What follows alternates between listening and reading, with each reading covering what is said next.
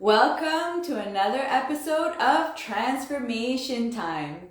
Every Thursday, I host an episode of either Transformation Time or Read Behind the Scenes.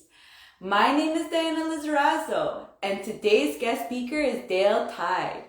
Now, before we get onto this exciting topic, we get to hear about what Dale has to say. I want to share with you some exciting news. I have a social networking platform that's built for the real estate investing industry. And it is there to help you to build credibility, build trust, to be able to become searchable, visible. And you can actually talk about anything and share the news. I feel like this is one of the major things that's probably happening right now in a lot of the social networking platforms is that you can't share news. So that's something that I think is so pivotal because we need to know what's going on in the world. We need to know specifically what's going on in our areas. So if that's what you're interested, if you're a mentor, if you're an investor, if you're a professional looking to work in the real estate investing industry, this is a place that you want to be. Now let's get back to the show. Now, our guest speakers are real estate investors here to share their journeys, their mindset shifts with you, and they do this to help you so you can also grow with us too. So if you guys are ready, let's give Dale a thumbs up, let's send him some hearts, and let's welcome him on the stage. Oh, if he's there, let me make sure. Oh, for a second.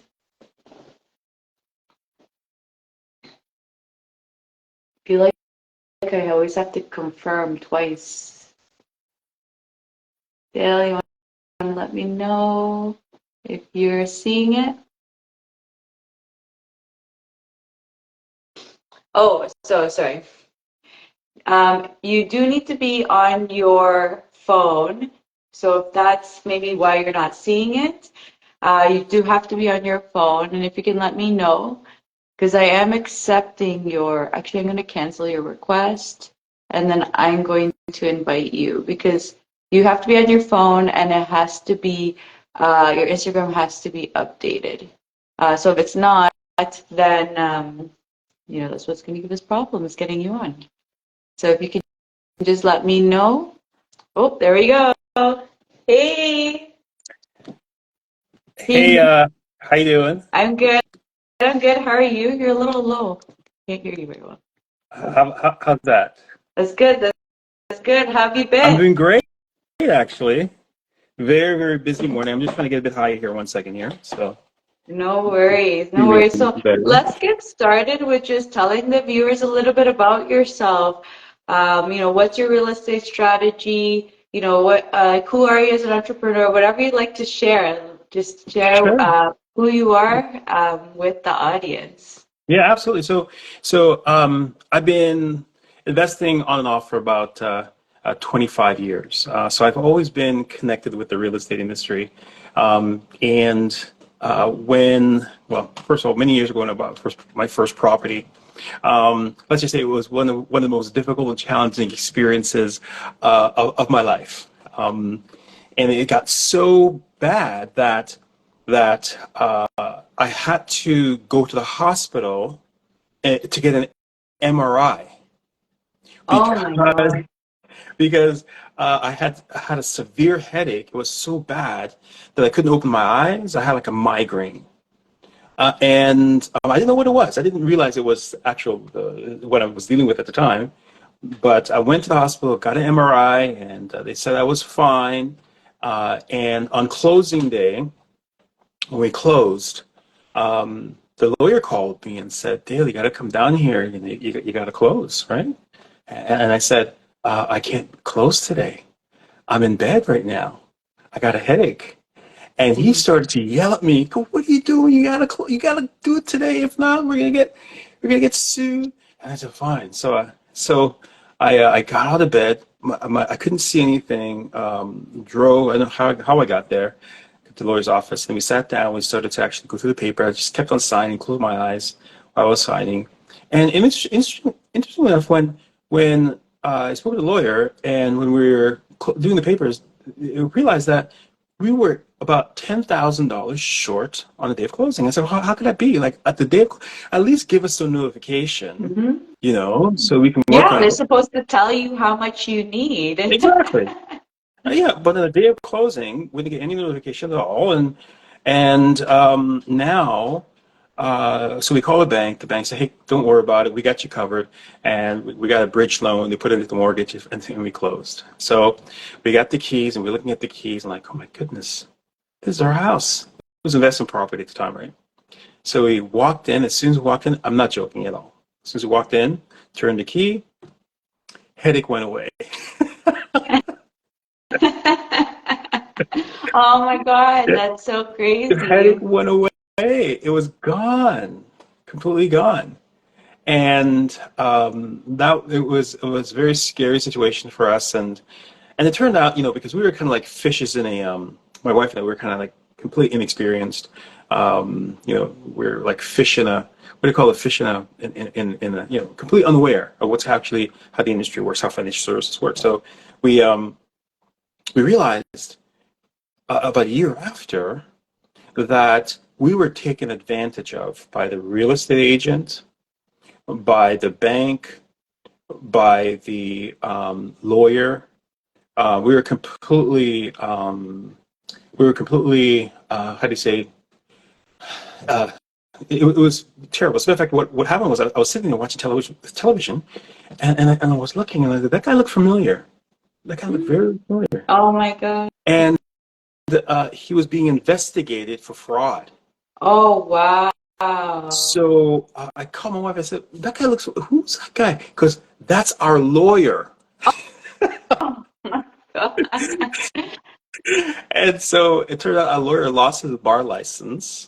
I lost his practice because of fraud and stuff like that. So we had to work on kind of getting our our papers and all this stuff, right? So that took us about 2 years to do and get done. And then it turns out that our real estate agent, when we were working with our agent, our friend was selling the property. So when he sold the property to us, he said, "Yeah, why don't you just use our agent?" And we said, "Sure, no problem. Why not?"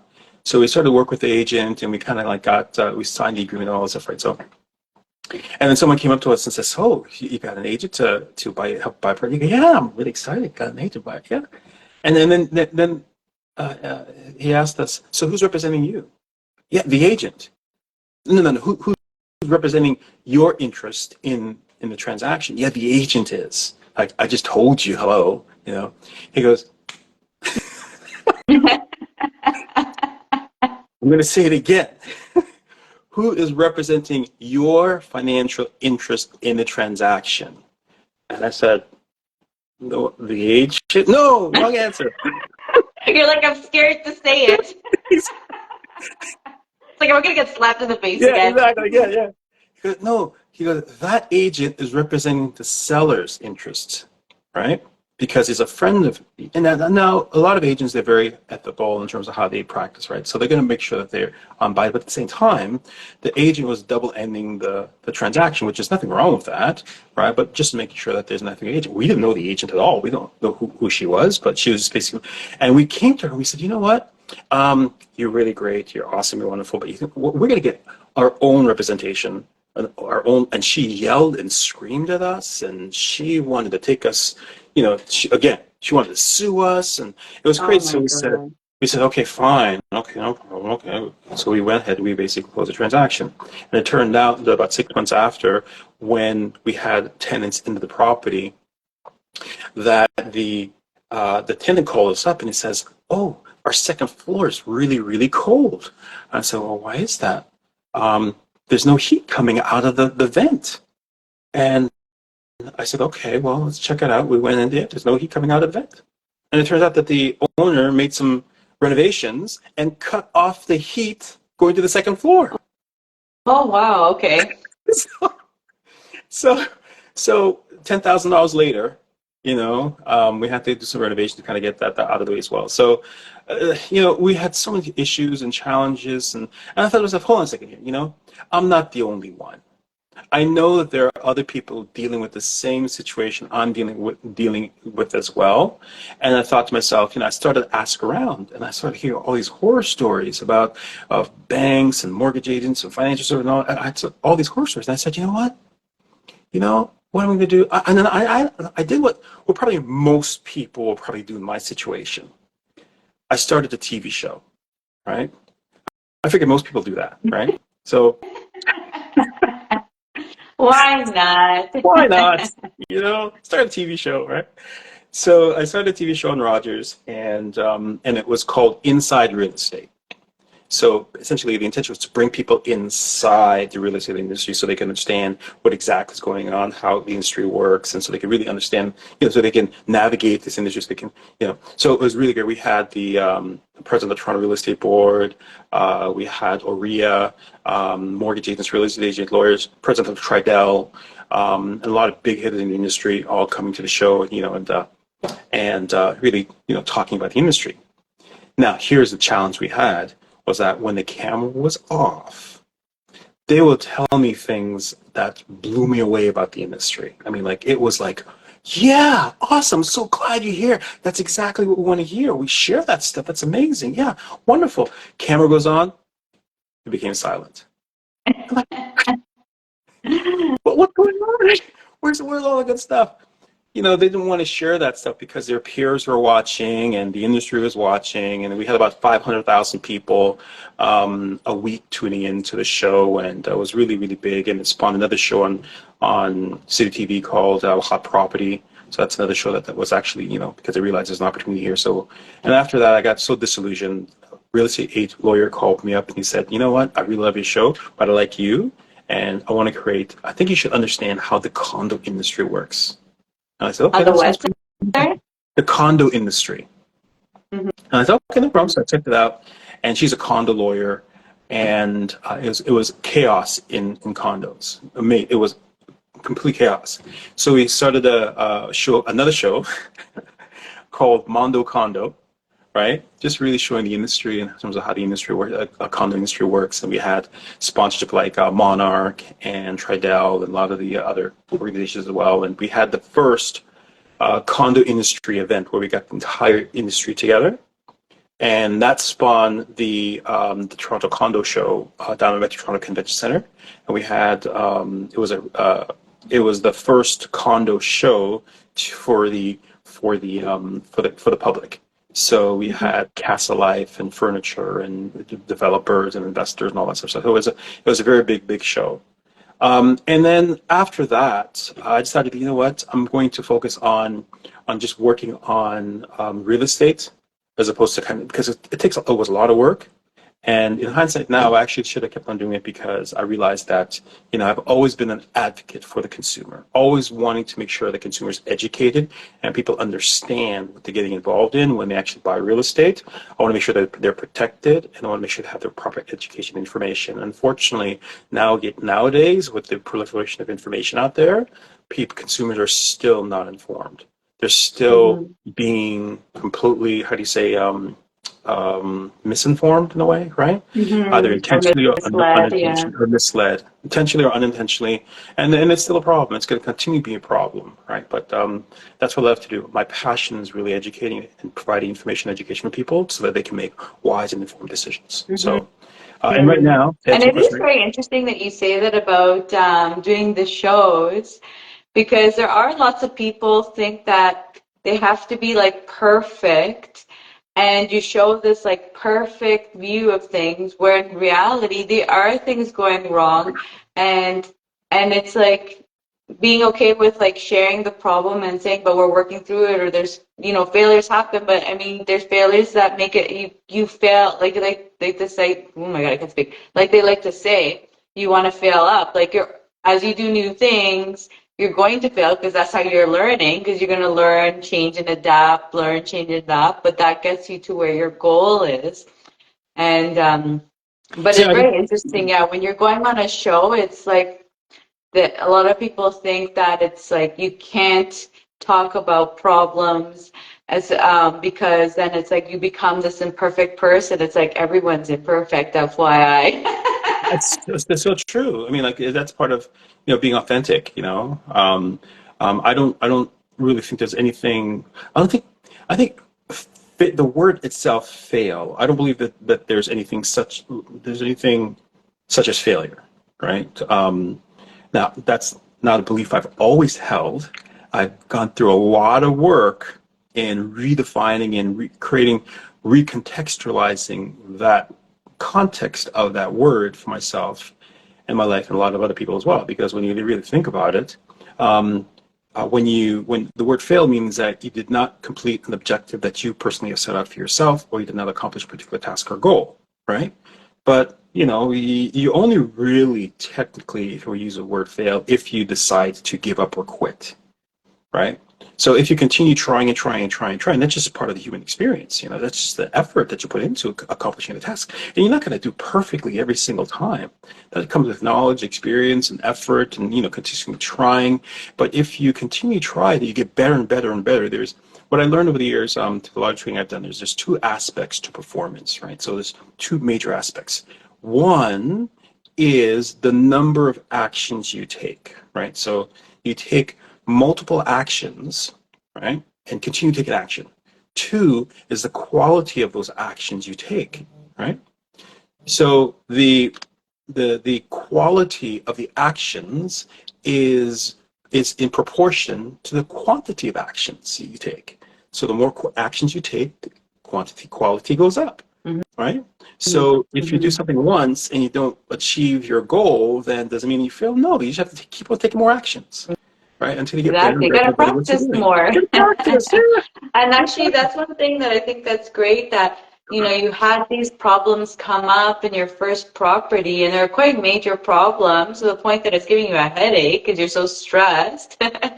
And that you were able to continue going forward and not let it stop you. Because I think that's one of the major problems, is that people go through these major problems in their projects, and then they're just like, they leave.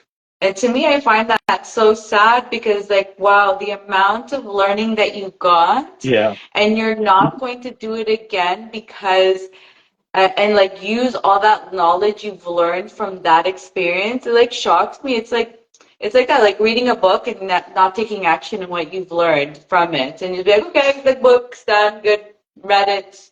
But what, Yeah.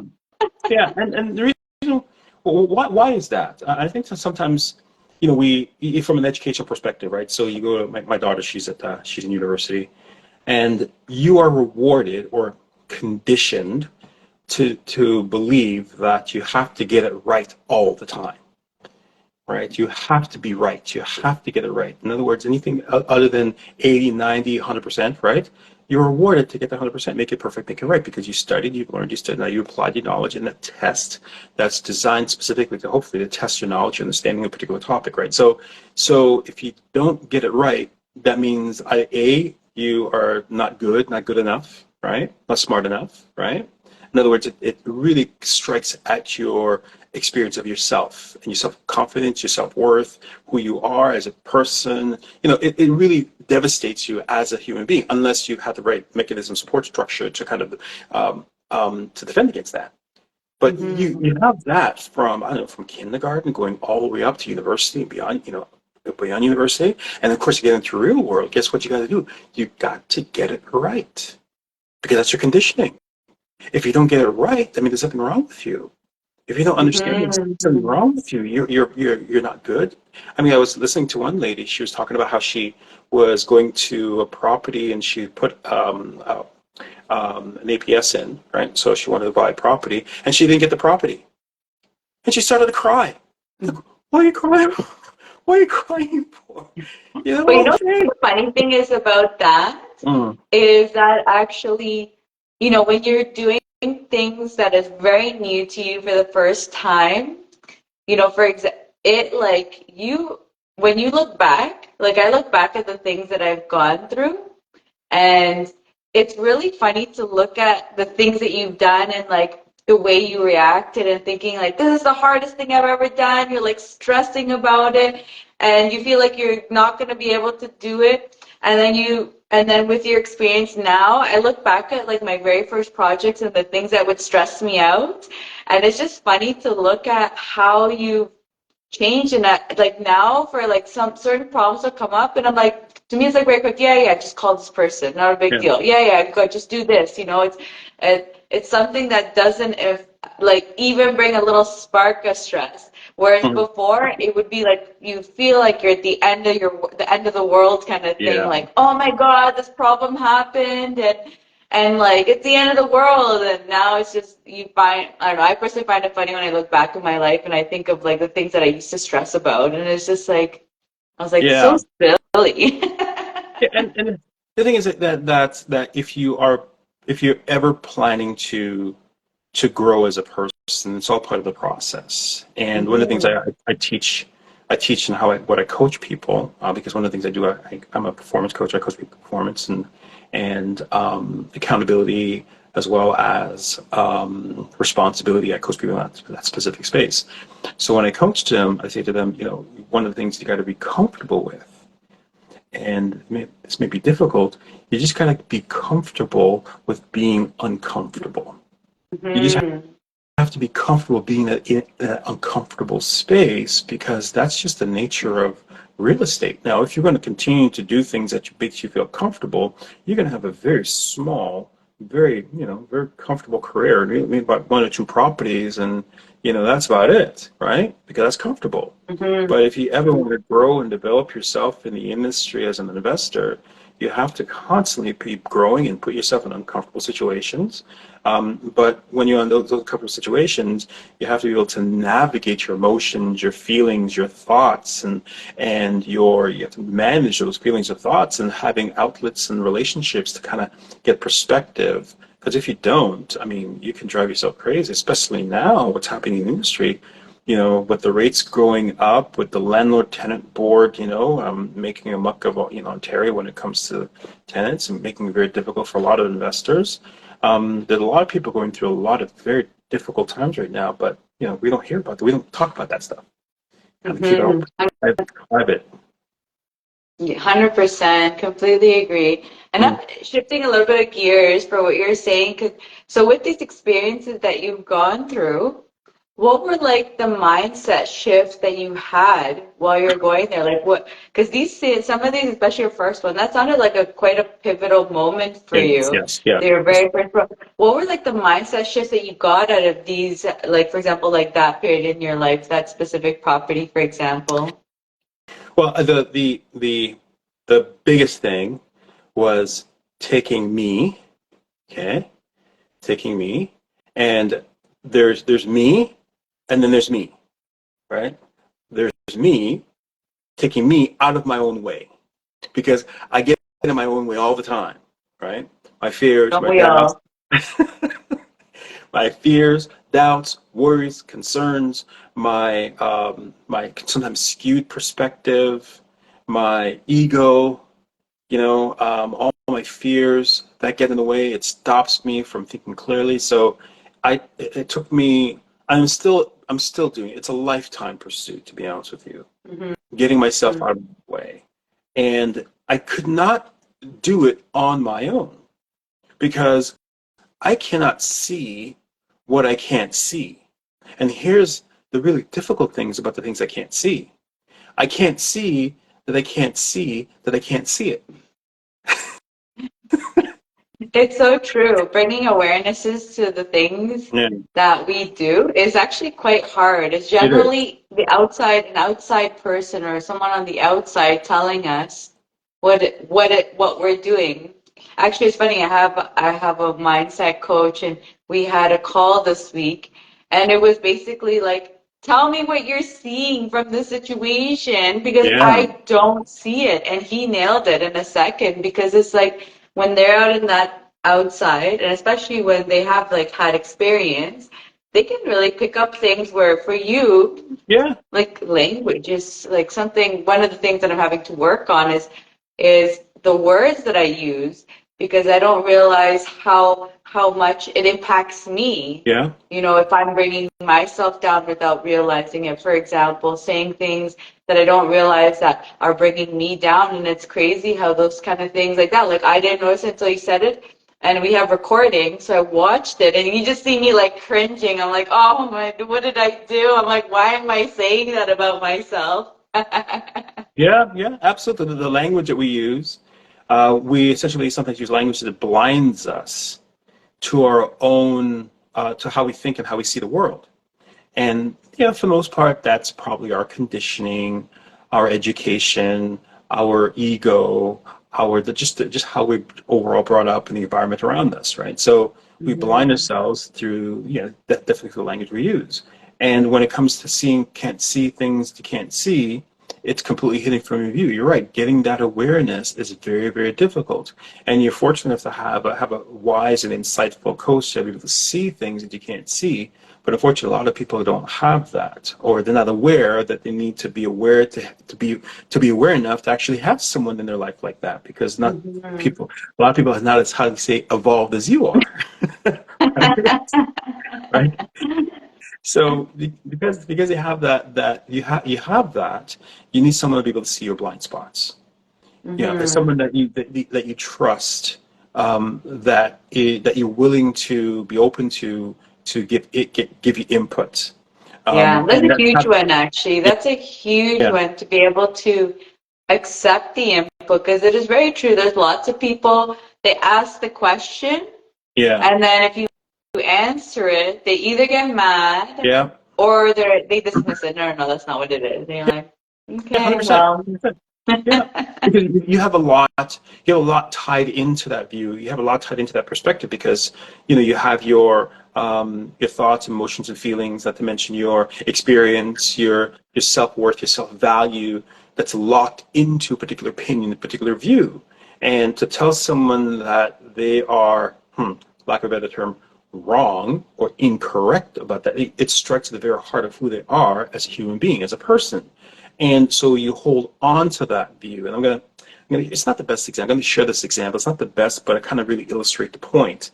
One of the ways that hunters trap monkeys in the jungle is that they have salt, because every mammal, you need salt to live. So they have a block of salt, and they have the salt in a cage, right?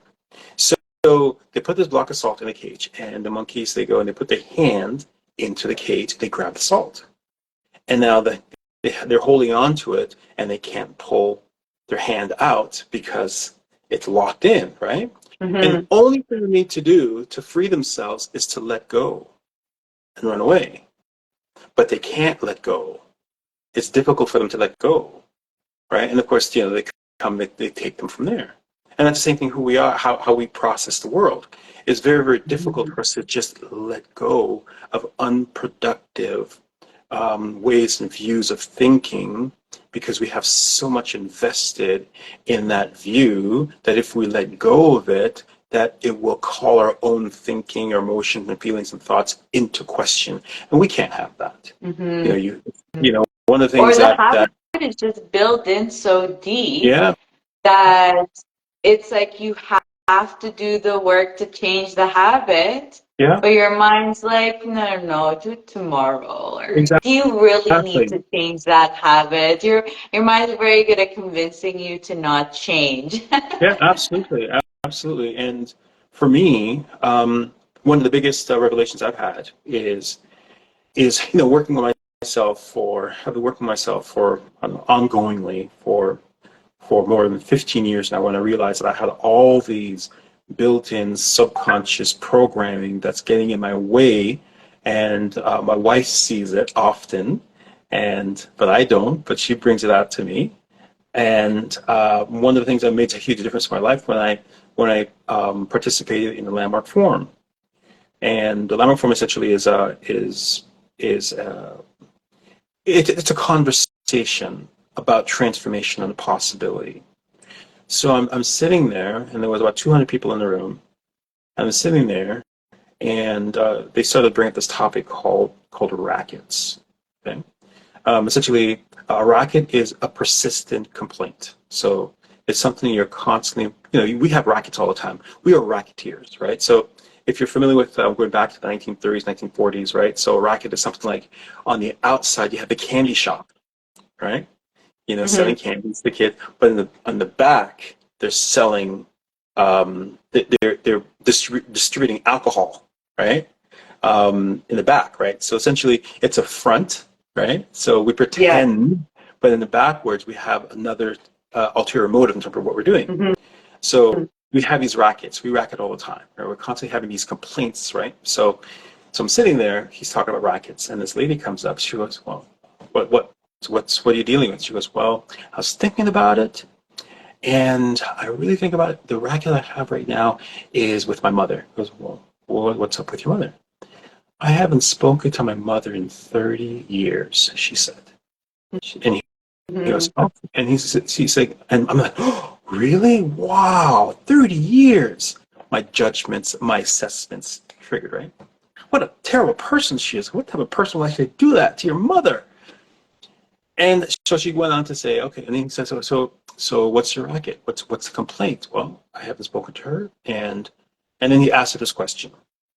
Okay, he asked him, so what's the payoff? Because with every racket, there's a payoff. You're getting something from it. Like you're Mhm. getting some juice from it, right? And then she thought about, well, I get to make her suffer, and they get to be, Oh, yeah, and they get to be right, and they get to have her, and then she started explaining. She divorced her father many years ago, and she loved her dad, and she blamed her mother for that. So she's making her suffer, mm. but not talking to her all these years. And she thought about it, and then he asked her this question. He asked her, "What is it costing you?"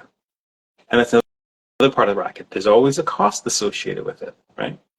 So, and she thought about it. It's costing me my love, my connection, my relationship with her, the relationship with her grandson, who she's never seen. So all this cost associated with it. And then he said to her, okay. And he asked the question, so what are you going to do about it? I said, what do you mean? Well, you could either A, continue on being this way if you choose to, or take another action. And she thought about it, and we're all sitting there in your room. It was so obvious to us. So obvious, Yeah, right? And and we're all like, call her, call your mom, just call her. So I just yeah, call her. And she said, I don't know what I'm gonna do. What I'm thinking. Like it's so obvious. Call your mom, call yeah. her. And we're all like, we're all biting our nails. So obvious. It's so funny because yeah, it's like from the outside, you're like, the fire's going, the lights are on. What's Like, on? I was Yeah, like, do we need any more signals? it's there. So clear. And to us on the inside, we're Yeah, just like, what could it I be? know, eh? It's so true. It's like we cannot see it for ourselves. So finally, she goes, I'm gonna call my mom, and then the whole room says, yeah. So we all started to clap for her, right? And she says, when the forum is over, I'm gonna call my mom. Because why wait for the forum to be over? I said, okay, fine. I'm gonna call her at the end of the day. But why at the end of the day? And he goes, what do you mean? So why don't you call her now? Right now. Because right now, she started to get red, her hair started going, she started to go on fire. Again, 30 years I haven't spoken to her mom. And then she wrestled with, and then finally she says yes. Again, the whole room just went on fire. Mhm. Yeah, I can't imagine the emotional toll and her Oh, mind oh my going on. goodness. The suffering that she put herself through and her mother through. She left, she got some coaching, she called her mom, she came back. I tell you, she was a different person. She was brighter, her eyes were brighter, there's life got into her eyes. I mean, her hair changed color, I don't know. But different person. And so she was transformed by that conversation. She said that her mother's been missing her. She's been missing her mother. She got connected once again. And now she's so much alive. And now she's going to be meeting her mother in by the end of the week. She's going to be meeting her for the first time in 30 years. Right? Blew me away.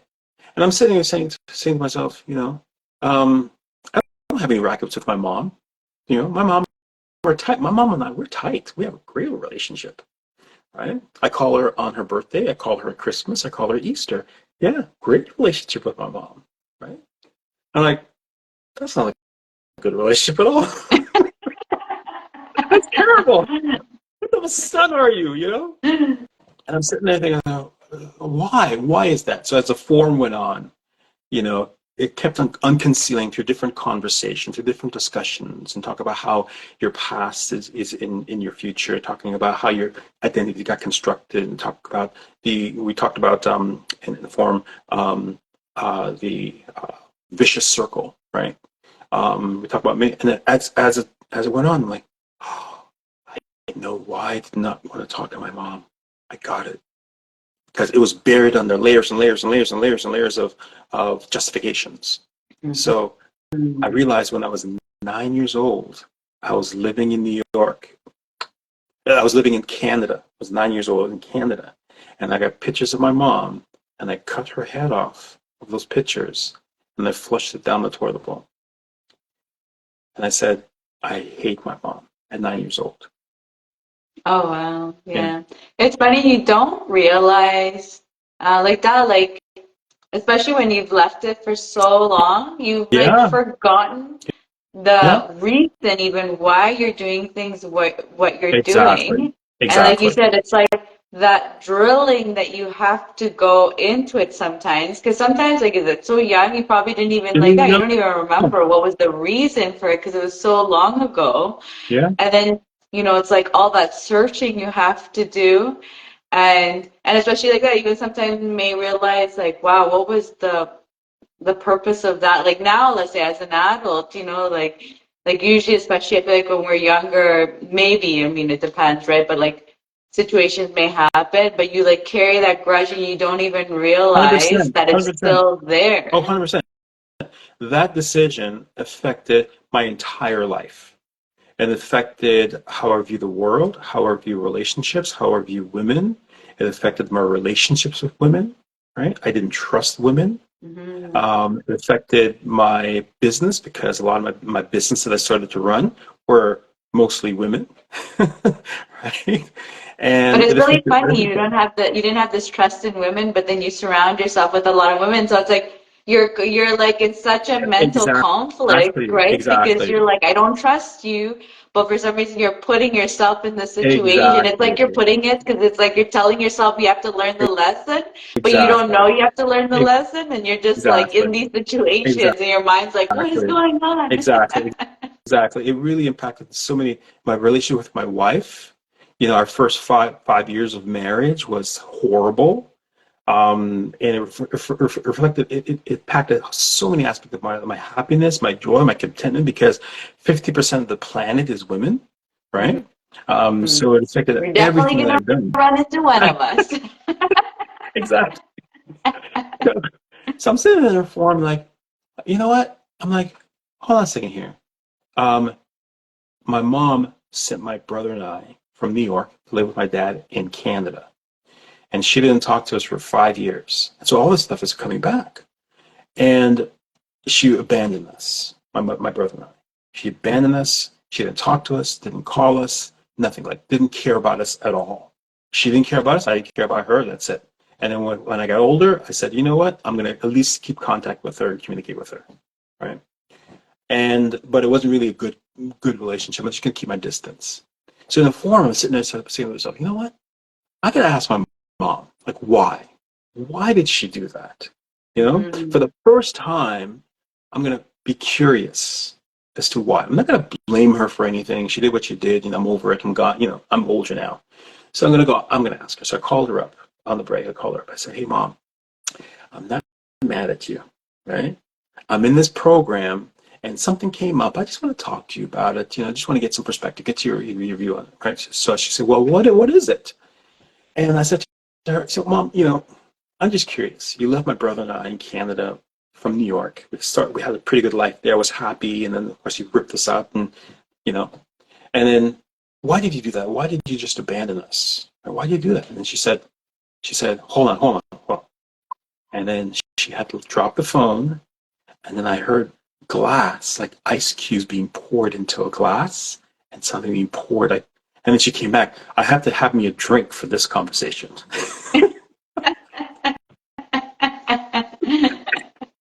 Like this one's gonna be This a tough one. be a tough one. This is gonna be a tough one. I don't know about this one. I gotta get me a drink for this one. And then she started to tell me. She said, you and your brother is my firstborn. And she left Trinidad, brought us to New York. As a matter of fact, she left us in Trinidad and she went to New York for a couple of years to build a life for us. Her mother did not want to take care of us. Our aunt took care of us instead.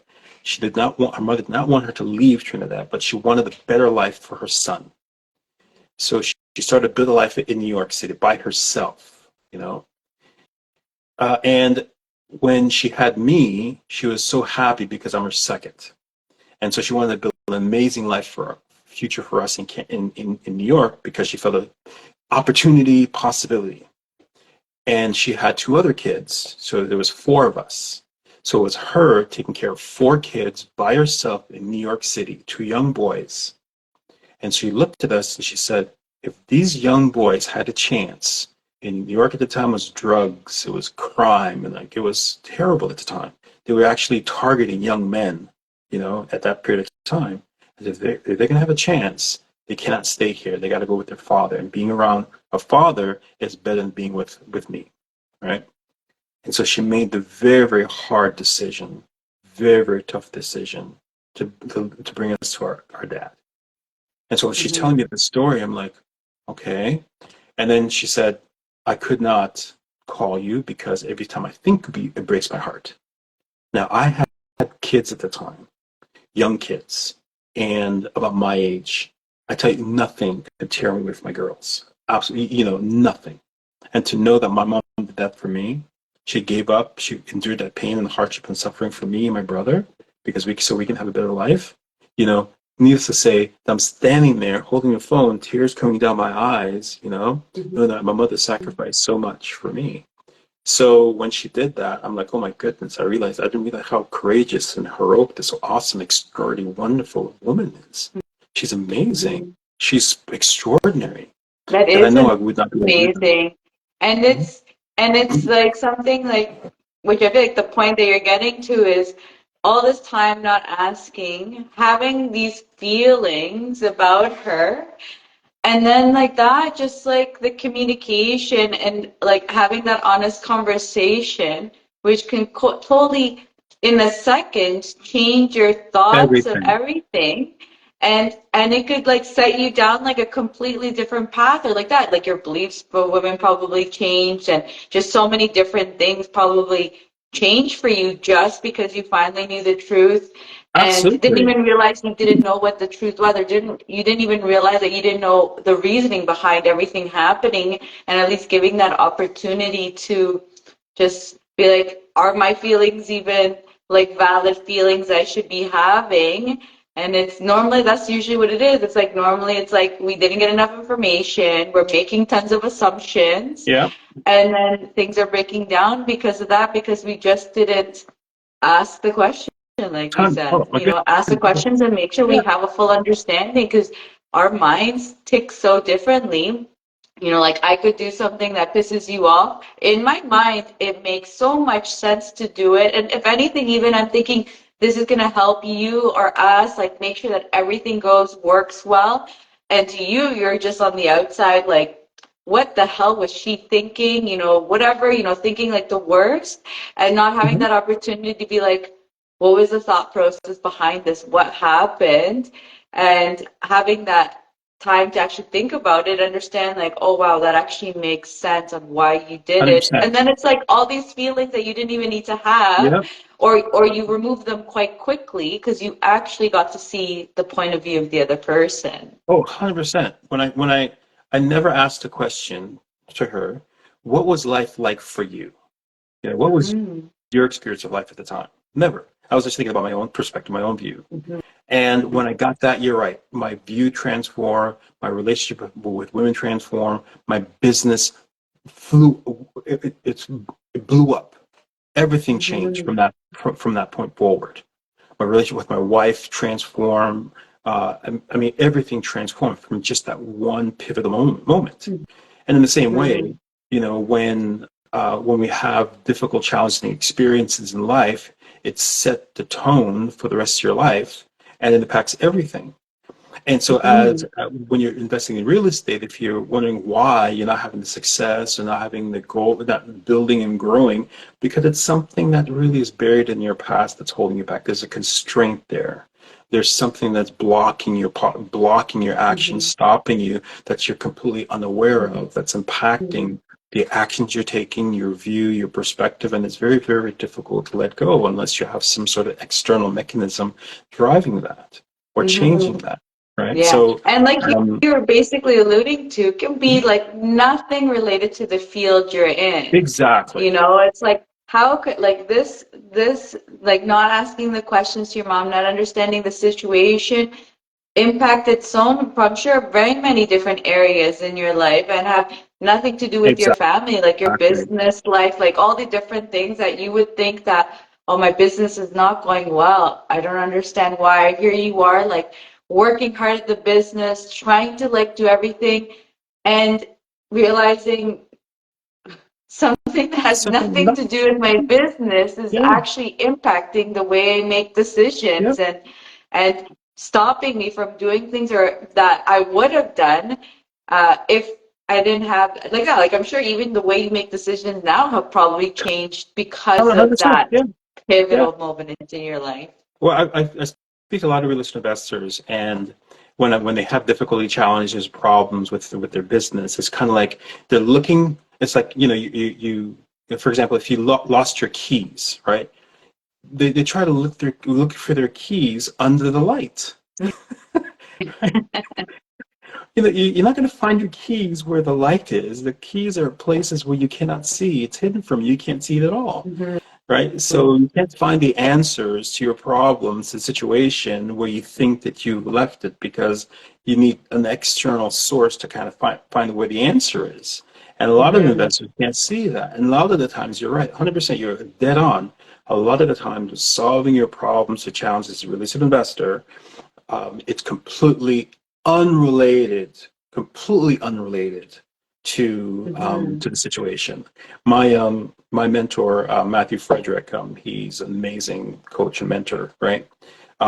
He focuses on the human relationships in an investor, right? So Mhm. even when it comes to raising money, when it comes to investing, when it comes to negotiation, a lot of investors they bring the numbers and they bring the deal and they bring the details of the deal.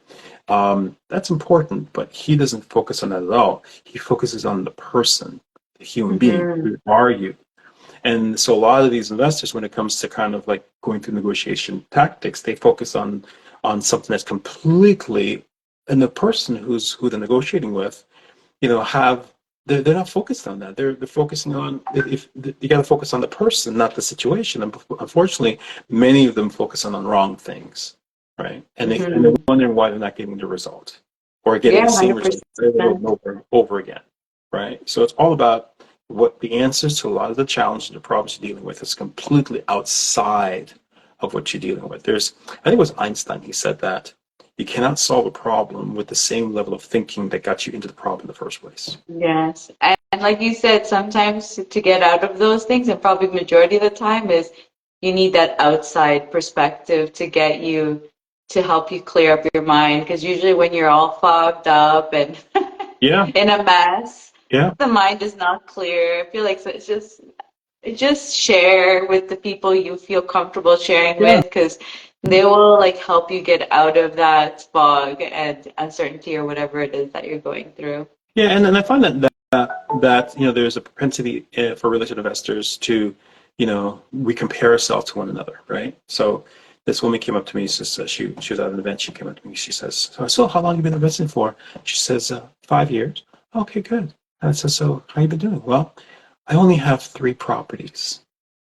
And I said to her, "So let me get this straight.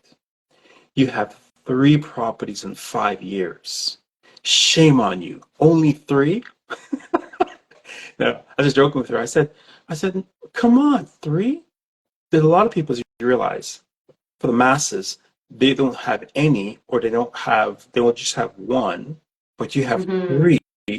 You should not be just saying only three. You should be able to celebrate that, be excited about that, be proud of that. Don't compare yourself to someone that has 10, 20, 30 properties and make yourself feel bad about that. Be excited about that. You got three. Congratulations. Awesome. Wonderful. Mm-hmm. And we compare ourselves to one another, and then for us to show any sign of vulnerability, it's like it's horrible. We don't want to be vulnerable at all because we think that's a sign of weakness. But in actuality, being vulnerable is a sign of strength and it's a sign of power. Because if you're able to be vulnerable, then you're able to get the training, the input, the recommendations, suggestions to make a difference, to grow. Without being vulnerable, it's hard to grow without being vulnerable. Mhm. Or you're in a It situation just where you takes a lot have to be. longer It does. because you're alone trying to learn those lessons. And like we were talking about, the chances of really understanding what's going on are probably slim. So it's just like, yeah, I just say as long as it's around people that you trust to share the information and that you know that can Yeah, help is the important part. Because you don't also want to share with everyone and then people start exactly. bringing you down. The type of people I love to, I cultivate around me, people um, who are willing to tell me the truth, even when it hurts, even when it's uncomfortable. Right? They're not going to candy coat things for me, tell me what I want to hear, tell me I'm awesome, whatever. No, people I have around me will say, Dale, man, you're messing up, you're screwing up. Oh, man, again? Oh, man. You know, those are the type of people I need around me because, it's so easy for us to kind of like, I don't know, believe our own, smoke our own weed, so to speak, Mhm. you know, Mhm. believe our own BS and actually live it, and experience it and love listening to ourselves. Because it's so easy for us to do that. So having people that you trust, but willing to tell you the truth and care more about you as a person than the relationship that you have. Because a lot of us, we want to protect the relationship and we don't want to say anything that will basically potentially lose the relationship. But people who are willing to care more about you and risk losing the relationship because they care about you first. Get Yeah, I love that. people That's like a that. great example. I Yeah. never thought of it in that way, but it's very true. Um, that yeah, you do want to, because and I mean, obviously people have to be open to that, but I feel Hmm. like same thing with me. It's like hearing the truth. And I remember, actually, it's funny you say that because that's actually, I did know that now that you say that because I've had situations where I'm just like, please tell me the honest truth, Hmm. like it's not going to impact anything, and I'm not going to think anything bad or get mad at you or something, because you do, some people, you're right, a lot of people will just be like, oh my God, they're going Yeah. to like hate me, or they're going to think I'm judging them, or like we all love to talk a lot inside our Yeah. heads, right? It's true. It's true. And you're right. It takes courage to for the person to share those things with you. It takes a lot of courage because it's not something that they're used to. And if you're open to hearing it and allow that person to have that courage with you to tell you those things and be grateful for the fact that they're going to tell you the truth, Hmm. those are the type of people you want around you. And that's how you, Hmm. in my opinion, that's how you really achieve not just financial success, right? Because financial success is inevitable as a real estate investor. If you continue to persist long enough, right, and you apply the knowledge and wisdom that you have, financial success, it's inevitable. It's just a path that you take. You have ups and downs and challenges. That's just par for the course, like anything else. Hmm. But having the type of success that's not only financial success, but peace of mind, but also having fulfillment, contentment, right? Having happiness, joy, right? Having connected, close, loving, juicy, awesome, connected relationships with other people and the people that's close to you, having just an overall fulfilling life as an investor that goes beyond just having wealth, but also having your health, your mental health, emotional health, your physical health, your spiritual health, having all those things as well. So it goes beyond Hmm. just having the financial. But a lot of investors I speak to, they focus on the financial, but all the other aspects of life they neglect. And I've been down that road too myself. I've been down that road No, I many, mean, haven't we all, oh right? yeah, many times, focusing only on the financial, but not looking at the emotional, the relationships, which is at the end of the day, it's all about connected relationships. That's what we want as human beings. We want to have connected, loving, growing, thriving relationships. Because what's the point at the end of the day? You have a lot Hmm. of money, but you're alone. Hmm. You know, what's the point in that? There's this. And even like what you were saying before, right? It's like looking back and understanding why, for example, you have a lot of money and you're neglecting the other areas in your life, because there's always a reason for why things Mhm. happen, you know? Yes, And it's yes. something like that, a habit that was in the past. You experienced something that made you, for example, like actually I knew someone where like that they felt they experienced poverty Mm, and to a severe extent that uh, that that was like a non-negotiable. He was never gonna, like, as soon as he became independent, it was something that he just was never going to have in his life or his family's life, because it was just that mm, traumatizing to him. mm. Yeah, yeah. And that could be the juice that would motivate people to kind of get, get things going. But if Hmm. you continue on in that, you're afraid of going down that road again.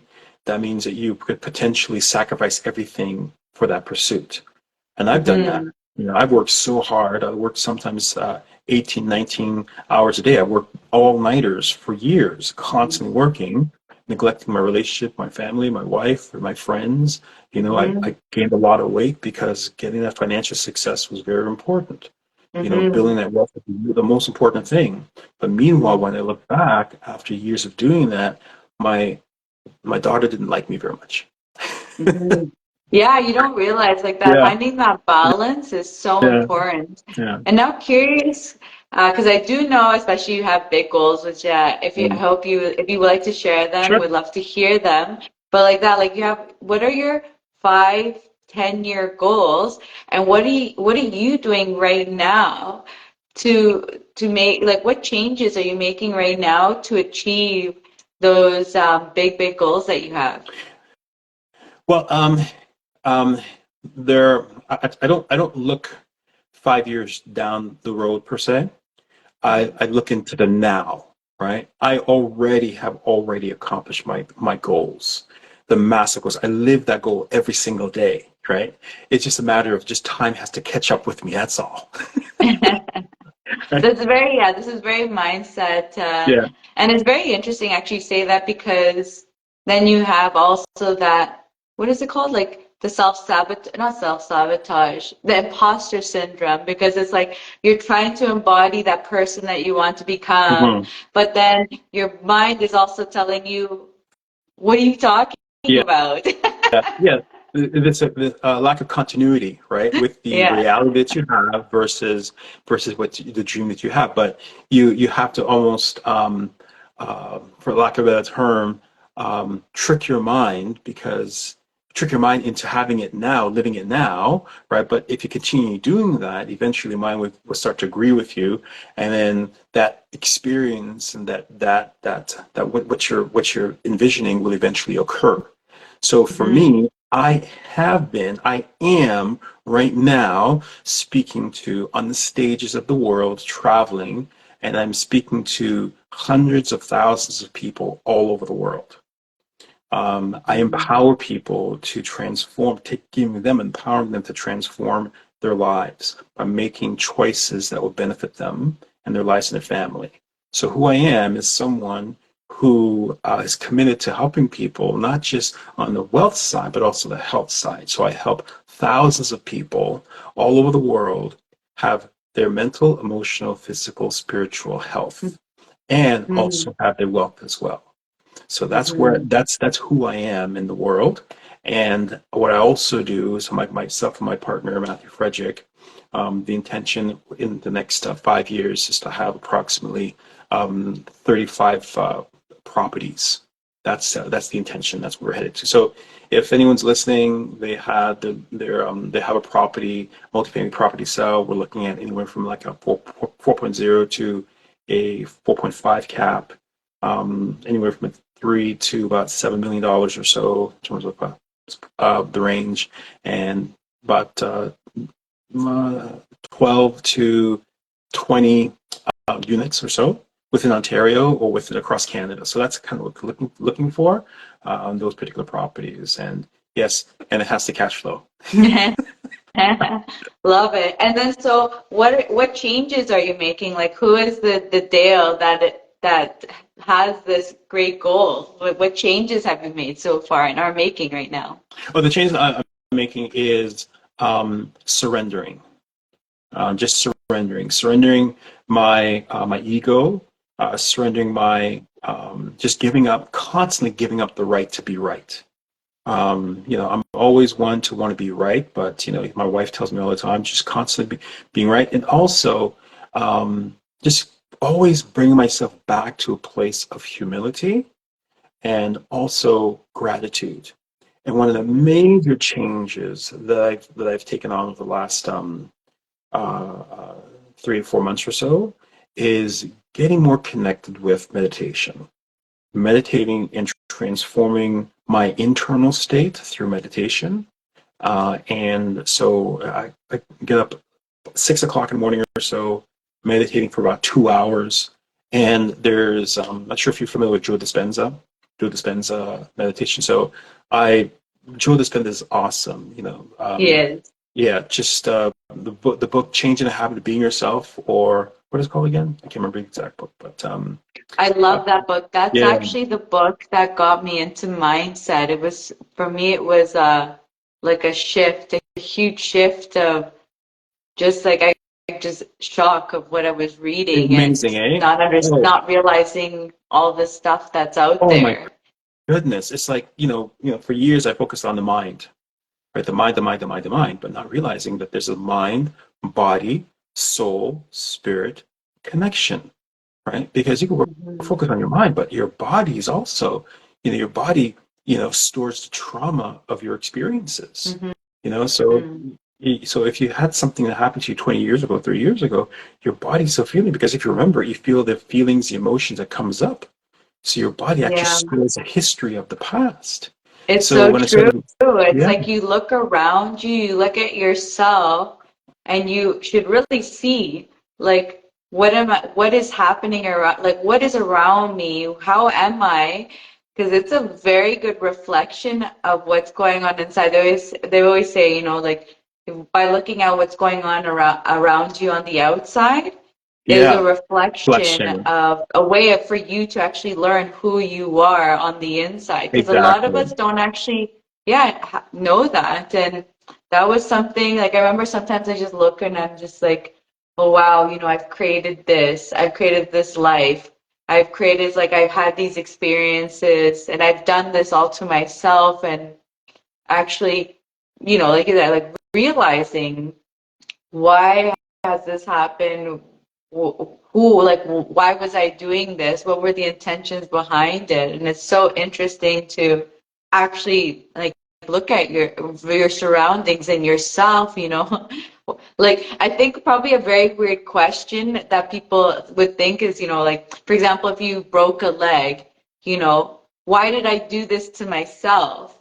A Mm, lot of people think, oh, someone did it to me. yeah, But if you start digging down, why did you put yourself in that situation? Or yeah, because a lot of the times you actually don't realize in your head, like a really good example actually that I love, my husband, like, he was cutting something and he had his thumb in the way and he literally told mm, himself, it's really awkward. I'm not going to be able to cut it properly.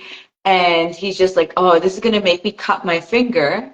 And he did. He yeah, accidentally cut his finger. And and it's like, so you don't, like, you start thinking of your thoughts, you start realizing, like, oh, I'm going to put myself in this situation, and I know that this is going to be the outcome. yeah, And you do it to yourself, and you we think, do. like, no, no, no, that happened to me by chance, or I was just in the wrong place at the wrong time. And it's like, if you actually start looking at your thoughts, you realize everything in your life is actually your own doing.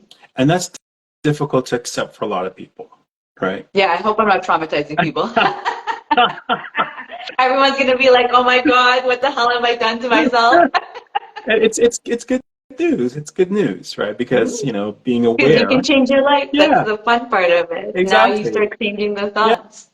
it's because we're trying to look over there, look over there, look over there, for answers, not realizing they don't have to look over there, just look over here. That this is where you start, right? So it's good news, right? So it's an opportunity to actually reflect and think, and how can I transform myself so I can have a different outcome? right? So it's really great news. And hopefully people will realize, yeah, if you're not getting the results that you want, it's easy to blame, right? One of the things that I learned in Landmark was just the power of responsibility. Yeah.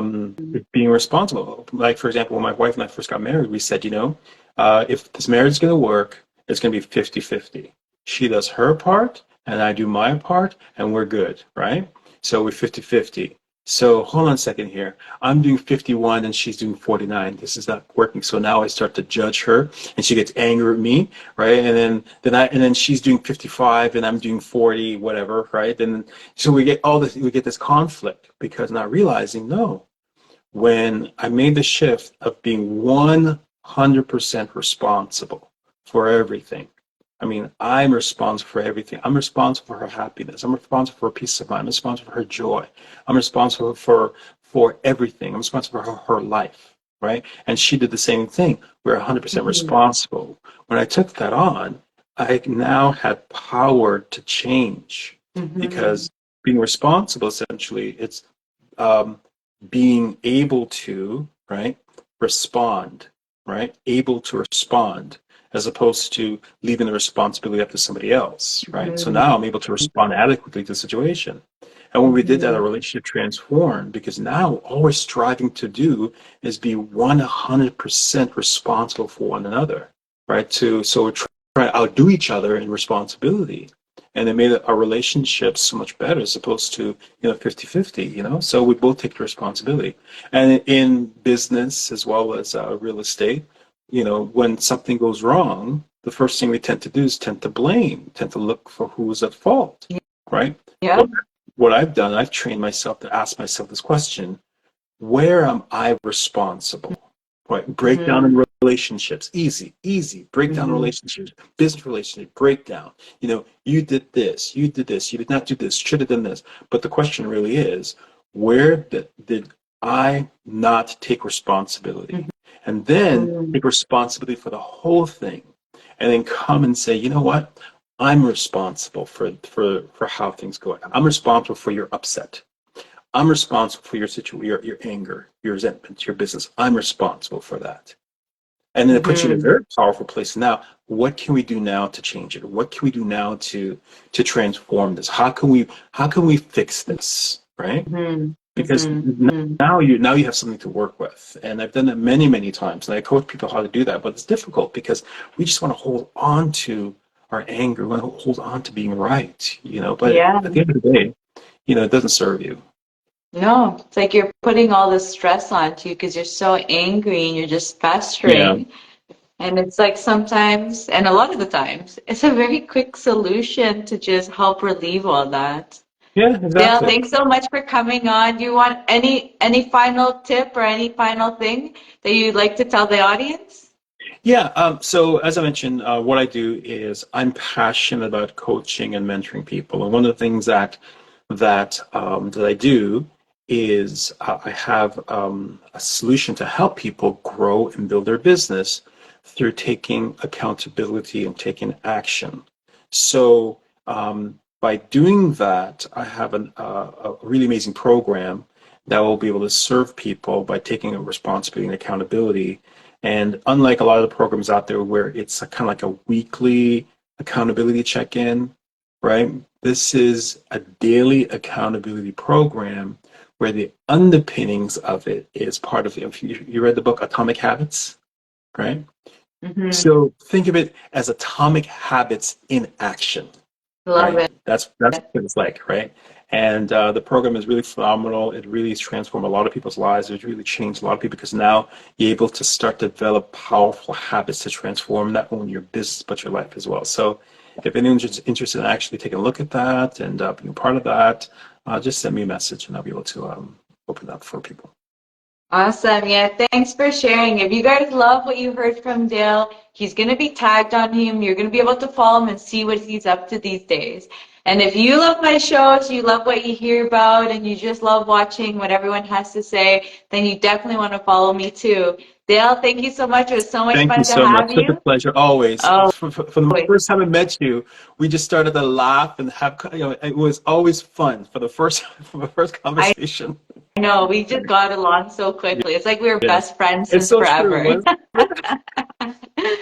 Thank you so much, everyone. Thank you, Dale. We'll see Pleasure. everyone in the next episode. Bye, Dale. Bye, everyone. Bye bye now. Take care.